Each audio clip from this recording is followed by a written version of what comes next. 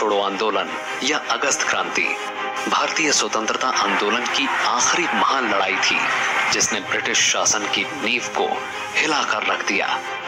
14 जुलाई 1942 को वर्धा में कांग्रेस कार्य समिति ने अंग्रेजों भारत छोड़ो प्रस्ताव पारित किया।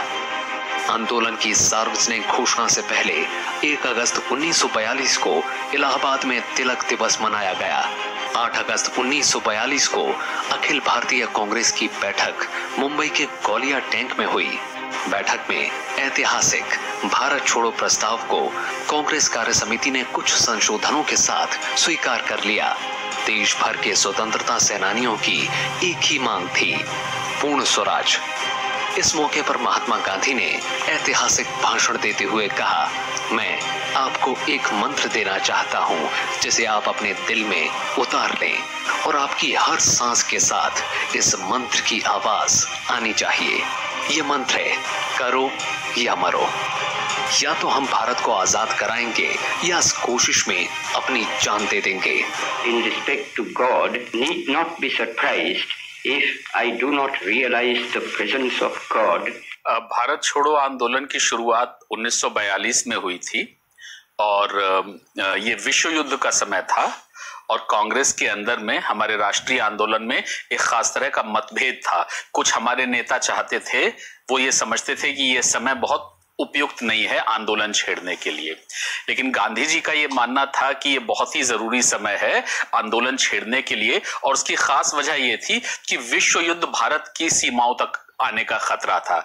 गांधी जी के शब्दों ने जनता पर जादू सा असर डाला और वे नए जोश, नए साहस, नए संकल्प, नई आस्था, दृढ़ निश्चय और आत्मविश्वास के साथ स्वतंत्रता संग्राम में कूद पड़े।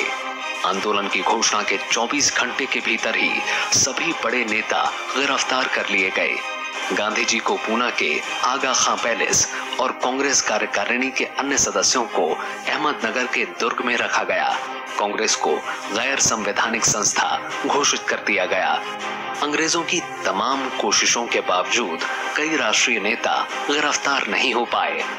इनमें क्रांतिकारी अरुणा आसफ अली भी थीं, जिन्होंने 9 अगस्त 1942 को मुंबई के ग्वालियर टैंक मैदान में तिरंगा फहराकर भारत छोड़ो आंदोलन का बिगुल बजा दिया।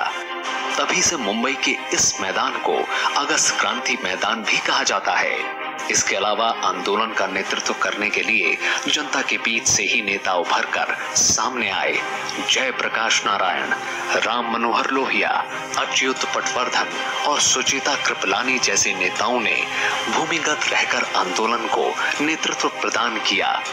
बंबई में उषा मेहता और उनके कुछ साथियों ने कई महीने तक कांग्रेस रेडियो का प्रसारण किया। लोग ब्रिटिश शासन के प्रतीकों के खिलाफ प्रदर्शन करने सड़कों पर निकल पड़े और सरकारी इमारतों पर तिरंगा फहराना शुरू कर दिया। आंदोलन का आह्वान गांधी जी ने दिया तो अंग्रेजी सरकार को लगा कि एक बहुत बड़ा षड्यंत्र तख्ता पलट का है और वो आंदोलन हिंसक उग्र भी हो सकता है और वो हर हालत में आंदोलन को दबाने के पक्ष में थे। तो जैसे ही आंदोलन की कॉल गांधी जी ने दी, कांग्रेस के सारे बड़े नेताओं को एकदम से गिरफ्तार कर लिया गया और ऐसी जगह पर रखा गया जहां पर किसी के बारे में कुछ भी नहीं पता था। पटना के नौजवान विद्यार्थियों ने तो बलिदान का स्वर्णिम इतिहास ही रच डाला।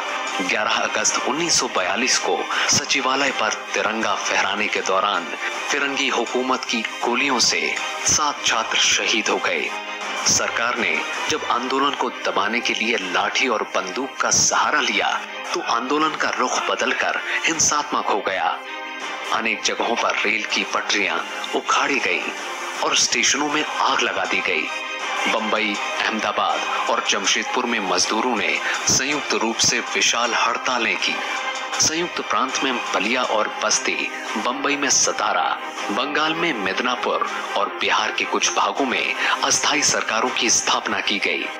सतारा में विद्रोह का नेतृत्व वाई.बी. चौहान और नाना पाटिल ने किया था। पहली समानांतर सरकार बलिया में जितू पांडे के नेतृत्व में बनी। कि इसके बाद ये ब्रिटिश को, अंग्रेजी सरकार को बिल्कुल ही स्पष्ट हो गया था कि वो ज्यादा समय तक इस देश पे कब्जा अपना नहीं कर पाएंगे। एक और इसका महत्व था, जब भारत जैसे बड़े उपनिवेश, भारत जैसे बड़े देश को आजादी मिल गई, तब यह रहा कि इस दुनिया में बहुत सारे ऐसे जो गुलाम देश थे, उनकी आजादी भी लगभग सुनिश्चित हो गई। भारत छोड़ो आंदोलन इस मायने में भी अनोखा था कि इनमें महिलाओं ने बढ़ चढ़कर हिस्सा लिया था। उन्होंने आंदोलन में न सिर्फ हिस्सा लिया बल्कि पुरुषों की बराबरी करते हुए इसका नेतृत्व भी किया। भारत छोड़ो आंदोलन इस मायने में भी एक क्रांतिकारी आंदोलन था क्योंकि इसने भारत की भावी राजनीति की आधारशिला रखी। ग्वालियर टैंक मैदान से अपने ऐतिहासिक भाषण में गांधी जी ने कहा, जब भी सत्ता मिलेगी भारत के लोगों को मिलेगी और वही इस बात का फैसला करेंगे कि इसे किसे सौंपा जाना है।